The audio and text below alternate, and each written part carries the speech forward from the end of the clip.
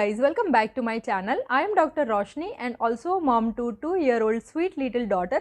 So guys, आज के video में मैं आपके साथ बेबीज़ के टमी टाइम पर आधारित कुछ कॉमन क्वेश्चंस के आंसर्स देने वाली हूँ।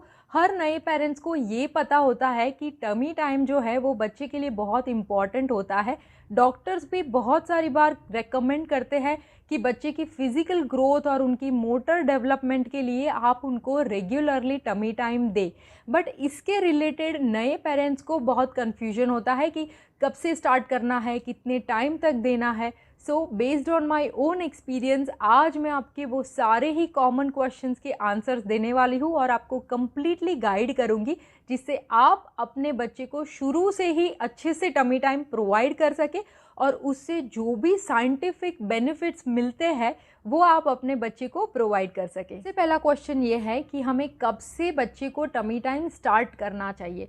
अब इसको अगर एक लाइन में बताना हो तो सूनर इज़ बेटर। जितना जल्दी आप दे पाओ और रेगुलरली दे पाओ वो इम्पॉर्टेंट है। बट प्रैक्टिकली स्पीकिंग चाहे आपकी नॉर्मल डिलीवरी हुई है या सी सेक्शन से, आपको और आपके बच्चे को दोनों को एक रिकवरी फेज़ लगता है।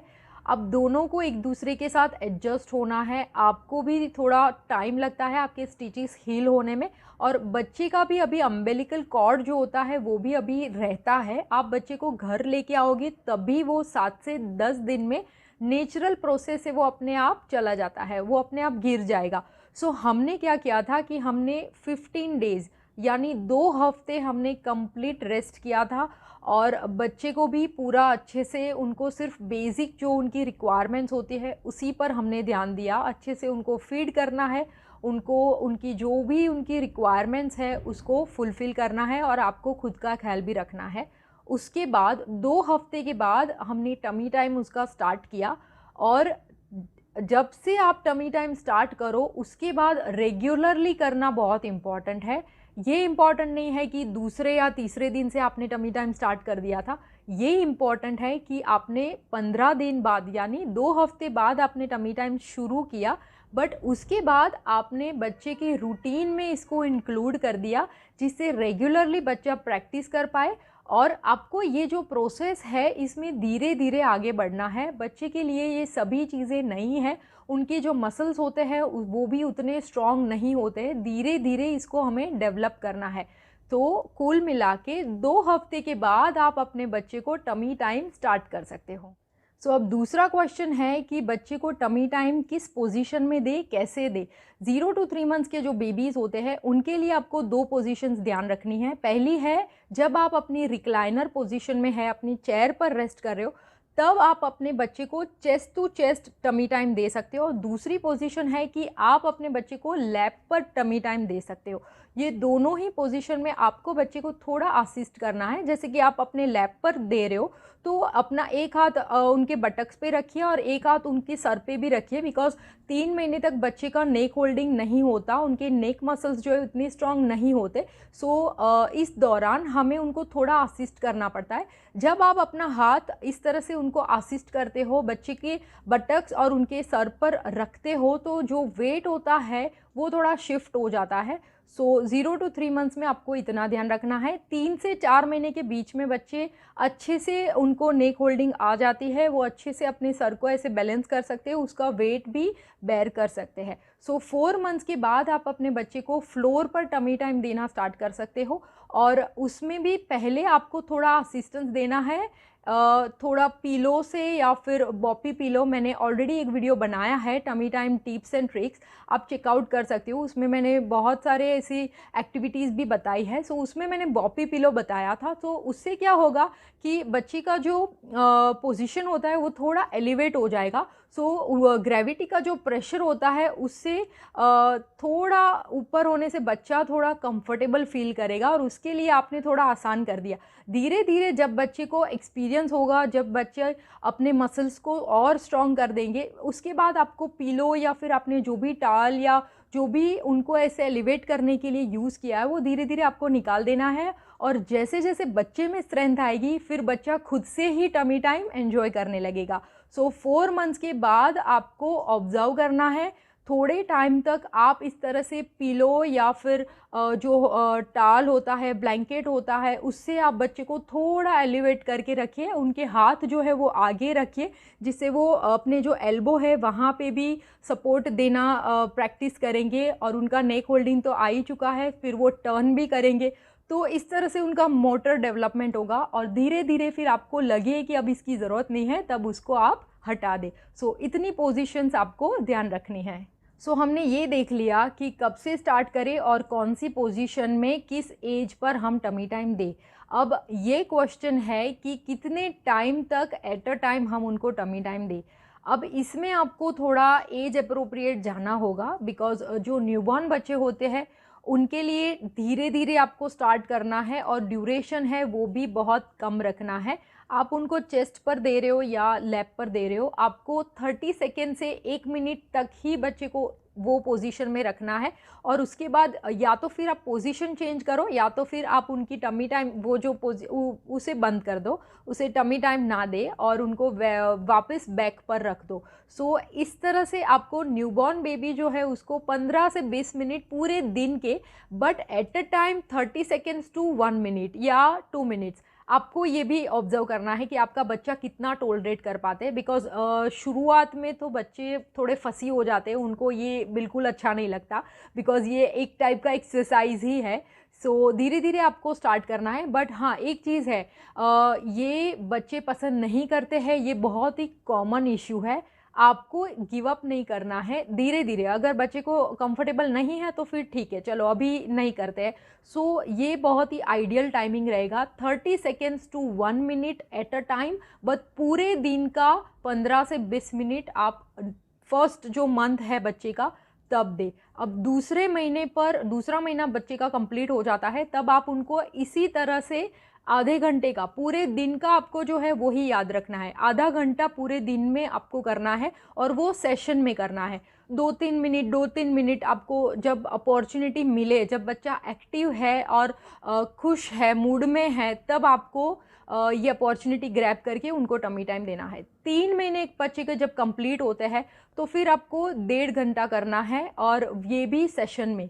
4 से 6 महीने के जो बच्चे होते हैं वो भी 2 घंटे के पूरे जो टाइम होता है उसके अंदर आप उनको टमी टाइम दे सकते हो। और 6 महीने से जो बड़े बच्चे हैं उनको 2 घंटे से भी ज़्यादा का टमी टाइम रेकमेंड किया गया है। सो बारी बारी से सेशन में 6 महीने से जो बड़े बच्चे होते हैं उनको आप 10-15 मिनट भी रख सकते हो। और उनके लिए तो लाइक अब 6 महीने पर तो बच्चे को कोई वैसे फिज़िकली डिस्कम्फर्ट नहीं होता। शुरुआत में क्या है कि वीकनेस होती है मसल्स में, इसलिए बच्चे को अच्छा नहीं लगता। और उनके जो डाइजेस्टिव सिस्टम है वो भी डेवलप हो रही है, तो भी कई बच्चों को क्या है कि हमें भी, अगर हमने भी तुरंत फीड के बाद उनको टमी टाइम दिया है तो भी बच्चे थोड़ा डिस्कम्फर्ट फील करते हैं। गैस की प्रॉब्लम रहती है बच्चे को शुरुआत में 2-3 महीने। तो ये बहुत सारे रीजंस है कि न्यूबॉर्न जो होते हैं उनके लिए थोड़ा डिफ़िकल्ट होता है। बट 6 महीने का बच्चा जो होता है वो तो बहुत एक्टिव होता है, तो अलग अलग टॉयज़ एंड एक्टिविटीज़ से आप उनको एंगेज रख सकते हो, उनको एंटरटेन कर सकते हो। तो इस ऐसी एक्टिविटीज़ करा के आप 2 घंटे का जो पूरा रिकमेंड किया है वो उसे कंप्लीट कर सकते हो, जिससे आपके बच्चे को बहुत फ़ायदा मिलेगा। सो ये जो टाइम फ्रेम है वो आपको ध्यान रखना है और इसी मैनर में आपको स्लोली आगे बढ़ना है।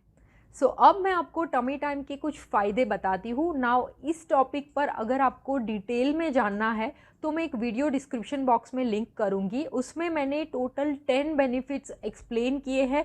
और ना ही सिर्फ फिज़िकल आस्पेक्ट बट कोग्निटिव जो एंगल है वो भी कवर किया है कि ब्रेन डेवलपमेंट के लिए भी टमी टाइम क्यों देना चाहिए।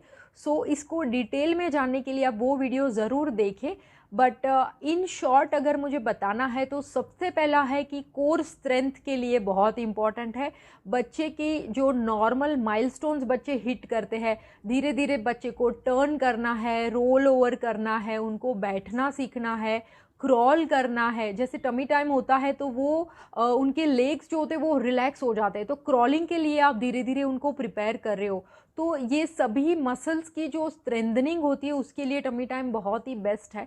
दूसरा मेन इम्पॉर्टेंट और सबसे फ़ायदा कारक जो हमें करना ही चाहिए, ये डॉक्टर्स भी रेकमेंड करते हैं, वो इसलिए कि बच्चे का जो सर होता है वो गोल रहे। फ्लैट हेड सिंड्रोम जिसे कहते हैं कि बच्चा अगर कंटिन्यूसली बैक पर है तो फिर बैक को भी रिलैक्सेशन नहीं मिलता, वो भी थोड़ा उनको स्ट्रेस आता है। और बच्चे का जो सर होता है उस कुछ पार्ट्स पर ज़्यादा कंप्रेशन होने के कारण फिर उनका जो सर का जो शेप होता है वो थोड़ा चेंज हो जाता है और ये आगे चल के ब्रेन डेवलपमेंट पर असर हो सकता है। सो टमी टाइम रेगुलरली प्रोवाइड करने से ये जो फ्लैट स्पॉट्स होते हैं उसका ये बहुत बेहतरीन इलाज है। ये नहीं हो सकता, इसको आप प्रिवेंट कर सकते हो। तो ये दूसरा जो बेनिफिट है वो आपको ध्यान रखना है और बच्चे की जो पोजीशन है उसे बार बार चेंज करते रहना है जिससे बच्चे को ये कोई प्रॉब्लम कभी ना हो। अब इसके अलावा टमी टाइम से आप अपने बच्चे को माइलस्टोन्स जो बच्चे हिट करते हैं उसमें आप उनको हेल्प कर पाओगे। बच्चे जितनी ज़्यादा उनमें स्ट्रेंथ होगी उतने अच्छे से अपने माइलस्टोन्स वो रेगुलरली हिट करेंगे। सो ये सभी फ़ायदे हैं। एंगेज भी रख सकते हो बच्चे को आप टमी टाइम के दौरान। आप उनको कुछ अलग अलग एक्टिविटीज़ करके, टॉयज़ प्रोवाइड करके भी उनका जो टाइम है, ड्यूरेशन है, वो भी इंक्रीज़ कर सकते हो। उनका ओवरऑल जो नेक शोल्डर मसल्स जो होता है, कोर जो होता है, उसको आप स्ट्रेंथन कर सकते हो। एब्डोमिनल मसल्स जो है उसको आप स्ट्रेंथन कर सकते हो। तो ये सभी बेनिफिट्स है जो आप टमी टाइम से बच्चे को दे सकते हो। अब मैं आपको बताती हूँ कि मेरे फेवरेट 5 टॉयज़ कौन से हैं जो हम टमी टाइम के दौरान यूज़ करते हैं और ये बहुत ही सिंपल रखना है। इस पर भी मैंने already tummy time tips and tricks में मैंने आपको डिटेल में बताया है कि वो कौन से तरीके हैं जिससे आप बच्चे के टमी टाइम को, उनका जो ड्यूरेशन होता है उसको थोड़ा लंबा कर सकते हो। बच्चे के लिए ये थोड़ा हैप्पी एक्सपीरियंस करा सकते हो। सो आप वो वीडियो ज़रूर चेकआउट करें। बाकी टॉयज़ में मैं आपको बताती हूँ कि सबसे पहला है कि जो टमी टाइम मैट होता है वो इसी के लिए स्पेशली आया होता है। तो आप टमी मैट्स यूज़ कर सकते हो, वाटर मैट्स आती है, सो वो एक बेस्ट है। दूसरा है कि आप सेंसरी बॉटल्स यूज़ कर सकते हो। सेंसरी बॉटल्स जो होती है वो बच्चे को बिज़ी रखती है और उनका जो एंगेजमेंट होता है वो अपना टमी टाइम बिल्कुल भी भूल जाएंगे और वो कुछ नया देखने की कोशिश करेंगे और उसको समझने की कोशिश करेंगे। तो ये बहुत इजी हो जाएगा। हमने सेंसरी बॉटल्स बहुत यूज़ की थी, तो आप सेंसरी बॉटल्स यूज़ कर सकते हो। सेंसरी मैथ्स आप खुद बना सकते हो बोर्ड पे, उससे भी आप उनको थोड़ा बिज़ी रख पाओगे। इसके अलावा रोली पोली ये बहुत ही कॉमन है और ये भी बच्चे को बहुत फैसिनेट करता है, तो रोली पोली आप यूज़ कर सकते हो। And the last one is books. आप जब भी बच्चे को रीड करें तो आप भी बच्चे के साथ वो ही पोजीशन ले और बच्चे को एक आदत डालें और उनको बुक्स के द्वारा भी टमी टाइम प्रोवाइड कर सकते हो। सो ये टोटल 5 टॉयज़ है जो मैं आपको रेकमेंड करूँगी। सो हमारा लास्ट क्वेश्चन ये है कि बच्चे की कितनी एज तक हमें उनको टमी टाइम देना है। तो आपको क्या करना है, जब बच्चा क्रॉल करने लगता है तो उनको एक्टिविटीज़ दे के उनको ज़्यादा एंगेज करें, तब आप टमी टाइम उनका इंक्रीज़ कर सकते हो। बाकी अप टू 12 मंथ्स जब बच्चा खड़ा होना सीख लेता है, चलना सीख लेता है, तब तक आपको उनको टमी टाइम प्रोवाइड करना है। सो इन शॉर्ट आपको 12 मंथ्स जो बच्चे के पहला 1 साल होता है वो कंप्लीट टमी टाइम उनको एज अ रूटीन बनाना है। उनके रूटीन में बहुत इम्पॉर्टेंट एक्टिविटी के तौर पर इसको इंक्लूड करना है। So it was all about complete guidelines to start tummy time effectively and scientifically. अगर आपको कोई क्वेश्चन है तो मुझे कमेंट सेक्शन में ज़रूर बताइए। ये वीडियो आपको अच्छा लगा हो, इन्फॉर्मेटिव लगा हो तो इसे लाइक एंड शेयर ज़रूर करिए। डेली अपडेट्स के लिए मुझे इंस्टाग्राम पर फॉलो कर सकते हो। सो अभी के लिए सिर्फ इतना ही। I will see you next time.